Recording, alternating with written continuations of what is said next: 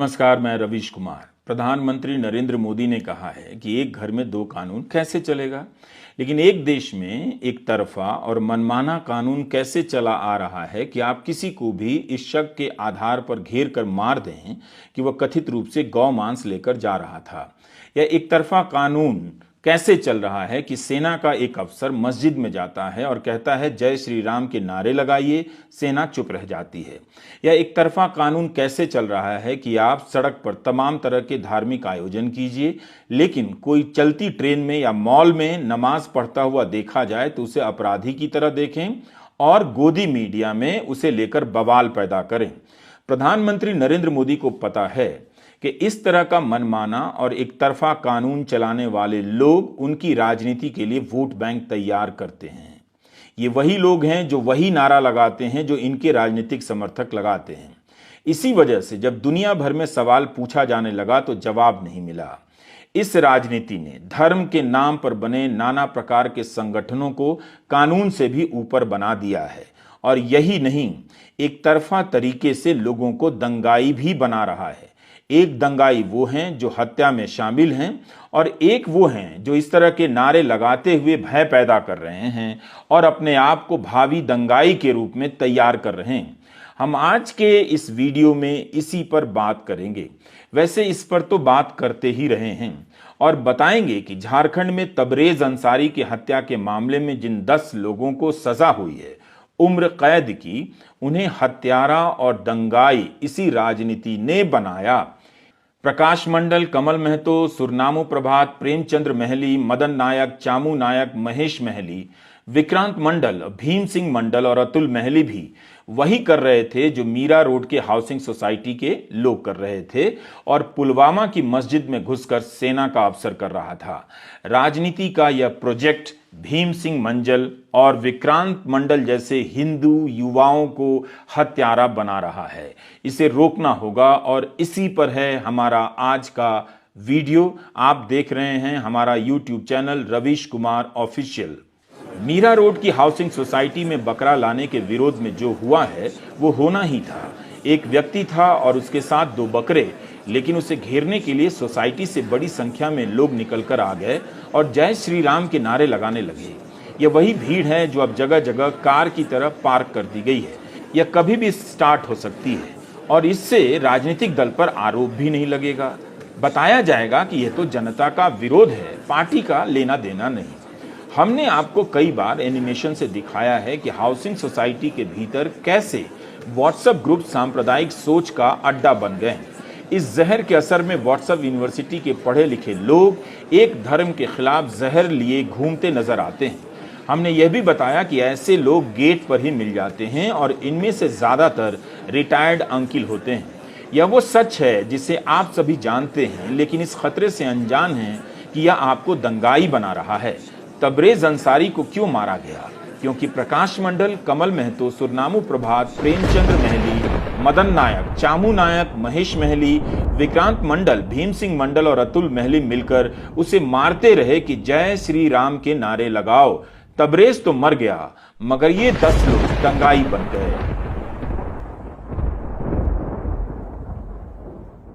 वो अपने बच्चों को डॉक्टर बनाना चाहते हैं, आपके बच्चों को दंगाई। ये पंक्ति आपने कितनी बार सुनी? अदानी पूर्व, एनडीटीवी के प्राइम टाइम में भी और रवीश कुमार ऑफिशियल में भी। हमारे देश में हत्या करने वाले दंगाइयों की एक कैटेगरी है जिनमें ज्यादातर लोग साधारण और गरीब परिवारों के बच्चे हैं और एक दूसरी कैटेगरी है जो इस हत्या का समर्थन करते हैं। इस कैटेगरी को मैं सांप्रदायिकता का सेमीकंडक्टर कहता हूं। इनके जरिए यह जहर एक चिप से दूसरे चिप में, यानी एक हाउसिंग सोसाइटी से दूसरी हाउसिंग सोसाइटी में, एक जिले से दूसरे जिले में फैलता रहता है। मीरा रोड की हाउसिंग सोसाइटी में आपने जो देखा वो इन्हीं सब अनाम गुमनाम अंकिलों की मेहनत का परिणाम देखा है। 17 जून 2019 की रात प्रकाश मंडल, कमल महतो, सुरनामू प्रभात, प्रेमचंद्र महली, मदन नायक, चामू नायक, महेश महली, विक्रांत मंडल, भीम सिंह मंडल और अतुल महली को लगा होगा कि वे धर्म की रक्षा कर रहे हैं। हिंदू धर्म का गौरव बढ़ा रहे हैं और उनके समर्थन में हर हाउसिंग सोसाइटी में लोग मैसेज फॉरवर्ड और शेयर कर रहे होंगे। लेकिन जब सरायकेला सिविल कोर्ट ने हत्या के आरोप में इन्हें दोषी पाया तो कोई आगे नहीं आया। इन लोगों ने चोरी के आरोप में तबरेज को इतना मारा कि वो मर गया। ये लोग तबरेज को जय श्री राम के नारे लगाने के लिए कह रहे थे। 4 साल बाद फैसला आ गया है, लेकिन तब इस केस को लेकर देश भर में काफी सनसनी मच गई थी। प्रधानमंत्री नरेंद्र मोदी से पूछना चाहिए कि एक धर्म के लोगों के साथ इस तरह का इंसाफ करने वालों को एक तरफा कानून की छूट किस समान आचार संहिता ने दी है। दरअसल असली समान आचार संहिता यही है। तबरेज अंसारी अनाथ था। 2 महीने पहले उसकी शादी हुई थी। पुणे में वेल्डिंग का काम करने वाले तबरेज को इस तरह से मार दिया गया। मोटरसाइकिल चोरी का आरोप था तो कानून है, पुलिस थी, मगर यह भीड़ किस हक से तबरेज को बिजली के खंभे में बांधकर रात भर मारती रही। इन नौजवानों के मन में एंटी मुस्लिम नफरत का जहर था या चोरी को लेकर गुस्सा था? जवाब आप जानते हैं। जो लोग इस घटना का वीडियो बना रहे थे, क्या वो हत्या में शामिल नहीं हो रहे थे? हत्यारे नहीं बन रहे थे? क्या जय श्री राम का नारा लगवाने के लिए इसलिए मजबूर किया गया क्योंकि वो तबरेज था? जवाब आप जानते हैं। तब इस हत्या को सही ठहराने के लिए नागरिक समाज तरह तरह के तर्क गढ़ने लगा था, मगर उसके तर्क अदालत में सही साबित नहीं हुए। उन 10 नौजवानों को उम्र कैद की सजा दी गई है। तो इस पूरी घटना में मरा तो एक तबरेज, लेकिन हत्या के आरोप में दोषी बन गए 10 नौजवान, हिंदू नौजवान। इन नौजवानों को राजनीतिक और धार्मिक नारों का पॉलिटिकल लाइसेंस, वैचारिक लाइसेंस कौन दे रहा है, इस सूत्र की तलाश करेंगे तो आप वहां तक पहुंच जाएंगे जहां पर खड़े होकर प्रधानमंत्री कहते हैं कि इस देश में एक घर में 2 कानून नहीं चलेगा। हमारा यही सवाल है कि अगर एक कानून चलना है तो ऐसे संगठनों को, ऐसी उत्पाती भीड़ के खिलाफ आपका वो एक कानून काम करता हुआ क्यों नहीं नजर आता है? आपको याद है जब जुलाई 2018 में अलीमुद्दीन अंसारी हत्याकांड के ये आरोपी जमानत पर रिहा होकर आए, तब बीजेपी के सांसद जयंत सिन्हा ने इनका स्वागत किया। अपने घर पर फूल मालाओं से और मिठाई खिलाई। कोयला व्यापारी अलीमुद्दीन पर गौ मांस की तस्करी का आरोप लगाया गया और उसकी हत्या कर दी गई। अलीमुद्दीन अंसारी की हत्या की घटना जून 2017 की थी। फास्ट ट्रैक कोर्ट ने 11 अभियुक्तों को उम्र कैद की सजा दी। बाद में हाई कोर्ट ने सजा पर रोक लगा दी। सजा पाने वालों में बीजेपी के नेता नित्यानंद महतो का नाम था। गौ रक्षा के नाम पर हत्या करने वालों के खिलाफ सजा का यह पहला मामला था। उस समय खबर यह भी छपी कि जयंत सिन्हा ने इनकी आर्थिक मदद भी की है। जयंत सिन्हा हार्वर्ड से पढ़कर आए हैं, जहां मीरा रोड की हाउसिंग सोसाइटी के बच्चे पढ़ने का सपना देखते होंगे और जिनके माँ बाप गेट पर भीड़ बनकर नारे लगाते हैं। मीरा रोड के इन लोगों और झारखंड के सरायकेला के लोगों में क्या कोई अंतर है? दोनों एक ही नारा लगाते हैं, दोनों मुसलमानों के खिलाफ नारे लगाते हैं। कम से कम जयंत सिन्हा के पिता यशवंत सिन्हा ने ट्वीट करने का साहस तो किया कि पहले मैं लायक बेटे का नालायक बाप कहलाता था, मगर अब उल्टा हो गया है। मैं अपने बेटे के इस एक्शन को मंजूर नहीं करता, समर्थन नहीं देता हूं। हम इस वीडियो के जरिए यही कहना चाहते हैं कि देश में एक तरफा और मनमाना कानून का राज चल रहा है। वह कानून है सांप्रदायिक जहर का। कानून का यह राज संविधान का नहीं, उन संगठनों का अपना बनाया हुआ है जो हत्या और अपराध करने के बाद जय श्री राम के नारे लगाने में संकोच नहीं करते। इस एक तरफा कानून को किस नेता से वैचारिक लाइसेंस मिला हुआ है आप जानते हैं, मगर उस नेता को राज मिल रहा है और आपके बच्चों को जेल। आपके बच्चों के दिमाग में यह जहर घुसा दिया गया है। एक दिन आपके बच्चे भी वही करते पाए जाएंगे जो प्रकाश मंडल, कमल महतो, सुरनामू प्रभात, प्रेमचंद्र महली, मदन नायक, चामू नायक, महेश महली, विक्रांत मंडल, भीम सिंह मंडल और अतुल महली करते हुए पकड़े गए। कम से कम अपने बच्चों को हत्यारा बनने से बचा लीजिए। इसी की एक सूची बना लीजिए कि ऐसे नाम वाले कितने लोग दंगाई बना दिए गए 2014 के बाद से, हत्या के आरोपी बना दिए गए, और इसकी भी सूची बना लीजिए कि कितनों को बचा लिया गया। बुलंदशहर के इंस्पेक्टर सुबोध कुमार सिंह की भीड़ ने इसी तरह घेर कर हत्या कर दी थी। मुमकिन है उसमें शामिल लोग बचा लिए जाएं, लेकिन उन्हें और उनके संगठन के लोगों को तो पता है कि ये हत्या में शामिल रहे हैं। इनके दम पर अगर किसी धर्म को सुरक्षा का एहसास होता है तो इससे ज्यादा अफसोस किस बात का। कांग्रेस नेता डी शिव कुमार ने अपने ट्विटर हैंडल पर एक वीडियो ट्वीट किया है। बहुत देर लगा दी कांग्रेस ने भी इस जहर के खिलाफ खुलकर उतरने में, नफरत के खिलाफ सड़क पर उतरकर लड़ने में। कांग्रेस को उत्तराखंड में पुरोला में जाकर मार्च करना चाहिए था, वहां के लोगों से संवाद करना चाहिए था कि यह जहर अच्छा नहीं है। अब इस नफरत के खिलाफ कांग्रेस ने एक एनिमेशन वीडियो बनाया है कि हम जगह जगह पर मोहब्बत की दुकान खोलेंगे।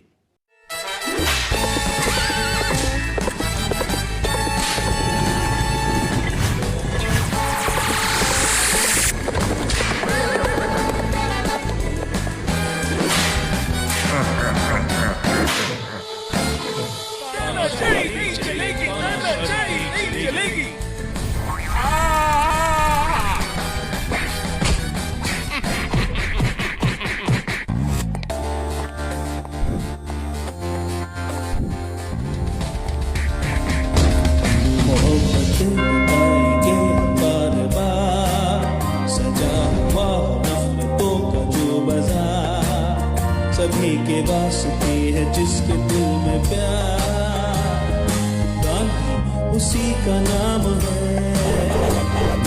माना मुश्किलें मेरी तकदीर है, फिर भी यारो जिंदा ये ज़मीर है। बुझाएंगे आग हम हमें लगी, दिलों को दिल से जोड़ेंगे ये सभी, करेंगे वो तो साजिशें हजार, बांटना उन्हीं का काम है।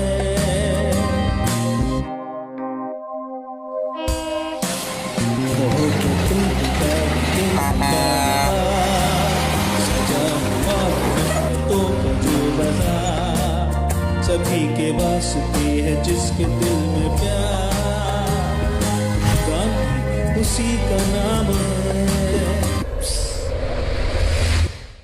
नफरत की इस राजनीति के खिलाफ आप सभी को बोलना ही होगा, वरना आपके ही बच्चे इसकी चपेट में आकर हिंसा करेंगे और हत्यारे बन जाएंगे।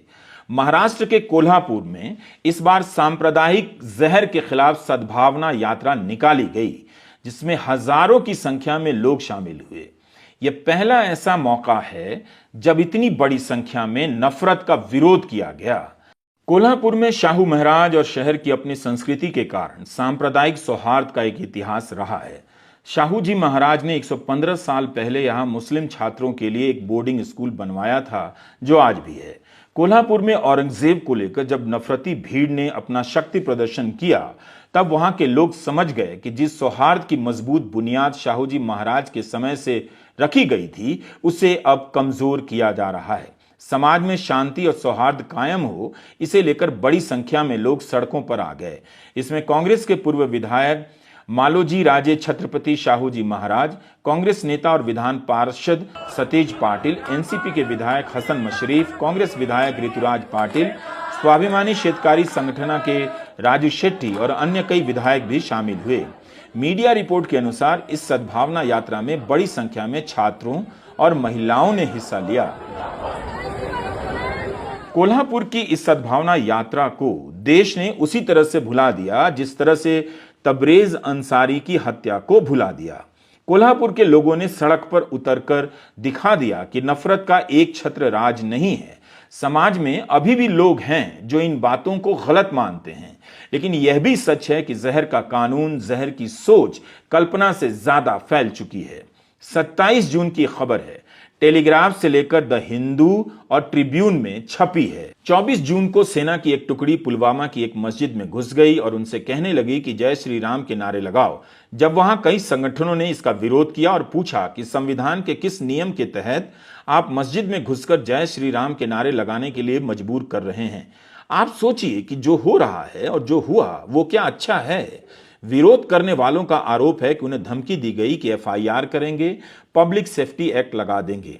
यह आरोप सेना पर लगा है, जो सर्वधर्म समभाव की शानदार मिसाल है। सेना को सोचना चाहिए कि जो मानसिकता हाउसिंग सोसाइटी के गेट पर है वो उसके भीतर कहीं घुस तो नहीं आई। यह अपवाद है या वास्तविकता। सेना ने इस पर कुछ बोला नहीं, ना तो घटना की पुष्टि की है और ना इस खबर से इनकार किया है कि ऐसा करने वाले सेना के अफसर को वहां से हटा दिया गया है। क्या इस अफसर ने सेना को इतना शर्मिंदा कर दिया कि वो बोल नहीं पा रही? लेकिन चिंता कीजिए कि यह आग सेना के भीतर चिंगारी बनकर पसरने तो नहीं लगी है। सेना को सख्ती से इस पर ध्यान देना चाहिए। जुलाई 2018 में सुप्रीम कोर्ट ने भीड़ की हिंसा को रोकने के लिए विस्तृत गाइडलाइन बनाई। आज उस गाइडलाइन के 5 साल हो रहे हैं। उस वक्त इंडिया स्पेंड ने एक डेटा दिया था कि 18 महीनों के भीतर भीड़ की हिंसा की 66 घटनाएं हुई हैं। 33 लोग भीड़ के हाथों मारे जा चुके हैं। सुप्रीम कोर्ट की गाइडलाइन आने के बाद इसकी संख्या कितनी बढ़ी होगी हम सही नहीं जानते। इसी की सुनवाई के दौरान तब कोर्ट ने कहा था कि भीड़ द्वारा हत्या के लिए सजा तय हो और संसद कानून बनाए अलग से। उस कानून का क्या हुआ? अगर कानून बना होता तो अलग से अपराध भी माना गया होता और राष्ट्रीय अपराध शाखा ब्यूरो NCRB अपनी सालाना रिपोर्ट में भीड़ की हिंसा और हत्या के आंकड़े अलग से जमा करता। प्रधानमंत्री कहते हैं कि एक घर में 2 कानून कैसे चलेगा, लेकिन सुप्रीम कोर्ट ने जो कानून बनाने के लिए कहा, क्या प्रधानमंत्री ने वो कानून बनाया कि भीड़ की हिंसा बेलगाम ना हो? सुप्रीम कोर्ट के आदेश के बाद भी भीड़ की हिंसा की ये खबरें हेडलाइन बनती रहीं, मगर इन्हीं खबरों में सुप्रीम कोर्ट की गाइडलाइन हेडलाइन से उतरने भी लगी। कोर्ट ने कहा कि राज्य सरकार हर जिले में पुलिस अधीक्षक या उससे ऊपर के अधिकारी को नोडल अफसर बनाए। इस नोडल अफसर की मदद के लिए हर जिले में एक DSP की तैनाती हो, जिसका काम होगा भीड़ द्वारा हत्या की स्थिति का आकलन और नियंत्रण। हर जिले में टास्क फोर्स बने जो भीड़ के बारे में खुफिया जानकारी जुटाता रहे। राज्य सरकार ऐसे जिलों, सब डिवीजनों और गांवों की पहचान करे जहां पिछले 5 साल में भीड़ की हिंसा का अतीत रहा है। ऐसे जिलों के नोडल अफसर के लिए राज्य सरकार दिशा निर्देश जारी करे। उन इलाकों में SHO स्तर का पुलिस अधिकारी विशेष रूप से सतर्क किया जाए। सुप्रीम कोर्ट को अपने ही इस आदेश की समीक्षा कर लेनी चाहिए। कोर्ट ने पुलिस के लिए एक पूरी व्यवस्था बनाकर दी, जो काम सरकार को करना चाहिए था, लेकिन उसके बाद भी सरकार ने कानून नहीं बनाया। यही कारण है कि भीड़ बनकर हाउसिंग सोसाइटी के लोग गेट पर पहुंच जा रहे हैं और नारे लगा रहे हैं, दूसरे को भयभीत कर रहे हैं। यह वही भीड़ है जो कभी नारे लगाकर लौट जाती है और कभी नारे लगाते लगाते किसी की हत्या कर देती है। इसी साल की फरवरी महीने की यह घटना है, हरियाणा के भिवानी की। गौमांस की कथित तस्करी के आरोप में जुनैद और नासिर को उनकी ही जीप की सीट से बांध दिया गया और जलाकर मार दिया गया। प्रधानमंत्री मोदी बता दें कि एक घर में ये 2 कानून कैसे चल रहा है। जिस पर हत्या का आरोप लगा उसके समर्थन में 2 बार महापंचायत हुई। हत्या के आरोपी के समर्थन में महापंचायत हो रही है। इसका हौसला आसमान से नहीं आया, सरकार के मौन समर्थन और जंतर मंतर और हरिद्वार में हुई धर्म संसद के नारों से आता है। इस जहर के खिलाफ प्रधानमंत्री को अपील करनी चाहिए कि सांप्रदायिक जहर हिंदू बच्चों को हत्यारा और दंगाई बना रहा है। उन्हें कानून हाथ में नहीं लेना चाहिए। इतना तो प्रधानमंत्री कर ही सकते हैं। जो मारा गया वो केवल नासिर और जुनैद नहीं है, इस देश का नागरिक भी है, जिसकी रक्षा करने का काम सरकार का होता है। अगर उन्हें एक घर में एक कानून पर इतना ही यकीन है और जरूरत महसूस होती है तो वे हिंदू बच्चों के साथ साथ जुनैद और नासिर के लिए भी 2 शब्द कह दें। भाषणों में सहिष्णुता का गान हो रहा है, बल्कि विविधता में एकता और सहिष्णुता के नाम पर आप गौर करेंगे इन हत्याओं को समर्थन दिया जा रहा है। हत्या की निंदा नहीं हो रही है, कड़ी कार्रवाई की बात नहीं हो रही है। यह नहीं कहा जा रहा कि इनमें कानून का डर नहीं है जो होना चाहिए। बस यही रटा रटाया जवाब दिया जा रहा है कि भारत में सभी धर्मों के लोग रहते हैं, तो क्या बाकी देशों में सभी धर्मों के लोग नहीं रहते हैं? अमेरिका में, ऑस्ट्रेलिया में, ब्रिटेन में क्या अनेक धर्मों के लोग नहीं रहते? अमेरिका में तो 3% नास्तिक भी रहते हैं और 4% ऐसे रहते हैं जिन्हें ना तो ईश्वर के अस्तित्व को स्वीकार्य है और ना उससे ऐतराज है। जिस अमेरिका में प्रधानमंत्री नरेंद्र मोदी को जवाब देते नहीं बना, वहां भी ईसाई बहुमत के साथ साथ हिंदू रहते हैं, मुसलमान रहते हैं, बौद्ध रहते हैं और यहूदी रहते हैं। पारसी केवल भारत में नहीं रहते हैं। America, Canada, Britain, Australia, New Zealand, Pakistan में भी रहते हैं। संख्या भले कम हो, मगर इनकी मौजूदगी कई देशों में है। आप पारसी का उदाहरण देकर मुसलमानों के खिलाफ हो रही हिंसा के सवाल से नहीं बच सकते। सवाल हिंसा का है, इसका नहीं कि कौन यहां रह रहा है। क्या आप इन देशों में जब दिवाली और होली होती है, अमेरिका, ऑस्ट्रेलिया, ब्रिटेन में, उस वक्त आप खुश नहीं होते? कितने खुश होते हैं कि वहां होली और दिवाली मनने लगी है। फिर बकरीद या ईद के समय इतनी नफरत क्यों फैल जाती है?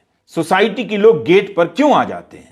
बात अमेरिका की छिड़ गई है तो यह भी जान लीजिए कि जिस ओबामा के पीछे मोदी सरकार के मंत्री हाथ धोकर पड़े, जाने क्या क्या कहते चले गए और अब चुप हो गए, उसी ओबामा को राष्ट्रपति जो बाइडेन ने लंच पर बुलाया। तब तो बीजेपी के मंत्रियों को कहना चाहिए था कि जो बाइडेन ओबामा को लंच ना कराएं, ये मुस्लिम देशों पर बम गिराते हैं। कहते एस जयशंकर ने अभी तक इस पर कोई बयान नहीं दिया है। जुलाई 2018 में सुप्रीम कोर्ट ने यह भी कहा था कि केंद्र और राज्य सरकार रेडियो, टेलीविजन और अन्य मीडियम और मंचों के जरिए लिंचिंग के खिलाफ व्यापक प्रचार प्रसार करे कि हत्यारी भीड़ में शामिल होने पर बेहद सख्त सजा मिलेगी। क्या मोदी सरकार ने ऐसा किया? साफ है, गौ रक्षा के नाम पर हत्या करने वालों की टोली को अब इन बातों से भी कोई फर्क नहीं पड़ता है। महाराष्ट्र के नासिक जिले में 2 हफ्ते के भीतर 20 किलोमीटर के रेंज में 2 घटनाएं होती हैं। 24 जून की रात 32 साल के अफनान अब्दुल अंसारी की हत्या कर दी गई। अंसारी नासिर के साथ गाड़ी में जा रहा था जब कथित गौ रक्षकों ने रोका और हमला कर दिया। पुलिस ने 10 लोगों के खिलाफ मामला दर्ज किया है, मगर गौ हत्या के शक में अंसारी को मार तो दिया गया। अपराध हुआ है तो पुलिस का काम है रोकना और देखना, लेकिन भीड़ ने हत्या कर दी। जुनैद को जलाकर मारने वाली भीड़ अब नासिक में भी है। नासिक में ही लुकमान अंसारी को हिंदुत्व भीड़ ने घेर कर मार दिया। प्रधानमंत्री नरेंद्र मोदी से पूछिए कि एक देश में यह कौन सा कानून चल रहा है? क्या यह एक तरफा, मनमाना और एक कानून नहीं है? क्या यह एक घर में 2 कानून का प्रमाण नहीं है? चल तो रहा है, आप रोक नहीं पा रहे हैं। हम कहां आ गए? टीपू सुल्तान का फोटो लगा देने पर, औरंगजेब की तस्वीर लगा देने पर शहर में तनाव फैल रहा है। हर घटना के बाद पिछली घटना को भूल जाने से समस्या का समाधान नहीं होगा। इन्हें याद रखना होगा और ऐसी भीड़ में जाने से अपने बच्चों को रोकना होगा। इस भीड़ में जाने वालों के मन में कितनी नफरत भर गई है, अगर इन्हें मोहब्बत के रास्ते पर नहीं लाया गया तो एक झटके में इनमें शामिल कई लोग हत्या और हिंसा की तरफ जा सकते हैं।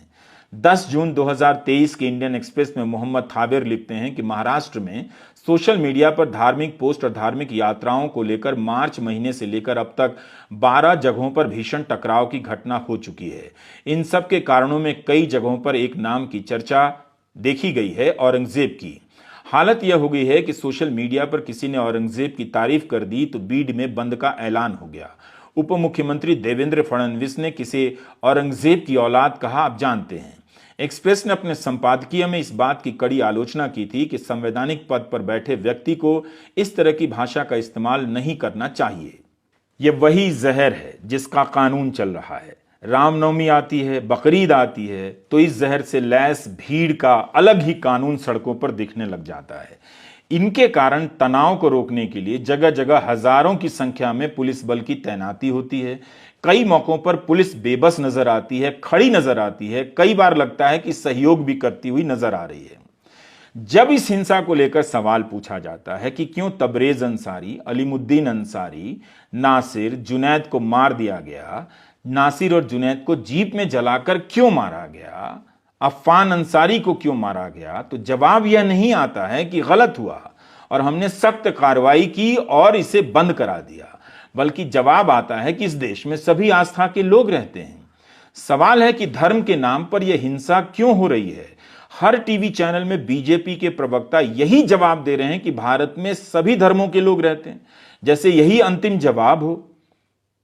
दरअसल इनका यह जवाब नहीं है, उस सवाल का मखौल उड़ाना है जो इनसे पूछा जा रहा है। और जवाब बस इतना है कि जो करना है कर लो, हम यही रटते रहेंगे कि भारत में सभी आस्थाओं के लोग रहते हैं। जो चल रहा है वो चलता रहेगा। आज मणिपुर जल रहा है, वहां भीड़ पुलिस और सेना पर हावी हो चुकी है।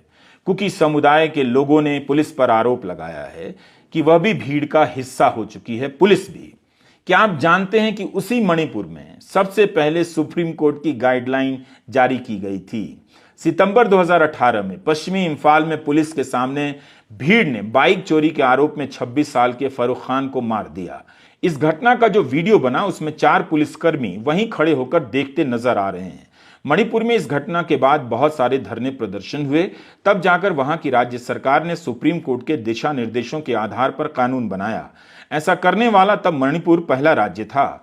8 नवंबर 2018 को मणिपुर सरकार ने एक नोटिफिकेशन जारी किया। इस कानून के अनुसार लिंचिंग को परिभाषित किया गया। धर्म, जाति, लिंग, भाषा, राजनीतिक संबंधों के आधार पर अचानक या योजनाबद्ध तरीके से भीड़ की कोई भी हिंसा लिंचिंग है। मार्च 2022 में गृह राज्य मंत्री नित्यानंद राय ने संसद में कहा कि गृह मंत्रालय ने राजस्थान और मणिपुर के कानून पर आपत्ति उठाई है। दोनों जगहों पर अंतिम रूप से लागू हुआ है या नहीं, हमारे पास इसकी जानकारी नहीं है। आज मणिपुर के हालात बेकाबू हो चुके हैं। धर्म और जाति के नाम पर पहचान की राजनीति भीड़ को कानून से ऊपर कर देती है। सिर्फ उसका कानून चलता है। सुप्रीम कोर्ट को समझना चाहिए कि सांप्रदायिक जहर की राजनीति के सामने उसके बनाए गाइडलाइन कुछ नहीं कर पाएंगे। सब उड़ जाएगा जब भीड़ आएगी। आज उसी मणिपुर में क्या हो रहा है हम जानते हैं। प्रधानमंत्री जानते हैं कि इस भीड़ से वोट तो मिल गया, मगर बेकाबू हो गई तो राज्य जल गया। इसीलिए 3 मई से 29 जून आ गया। प्रधानमंत्री नरेंद्र मोदी मणिपुर नहीं जा सके। राहुल गांधी इंफाल तो पहुंच गए, लेकिन विष्णुपुर के पास उन्हें रोक दिया गया। कांग्रेस अध्यक्ष मल्लिकार्जुन खड़गे और मीडिया प्रमुख जयराम रमेश ने इस घटना की निंदा की। आपको याद होगा, जब अगस्त 2019 में धारा 370 हटी थी, तब राहुल गांधी और विपक्ष के तमाम नेताओं को श्रीनगर एयरपोर्ट से ही वापस कर दिया गया था। कहीं इसका जवाब यह ना आ जाए कि भारत में सभी धर्मों के लोग रहते हैं। इनके पास हर हिंसा का यही एक जवाब बच गया है कि यहां सभी धर्मों के लोग रहते हैं। नमस्कार, मैं रवीश कुमार।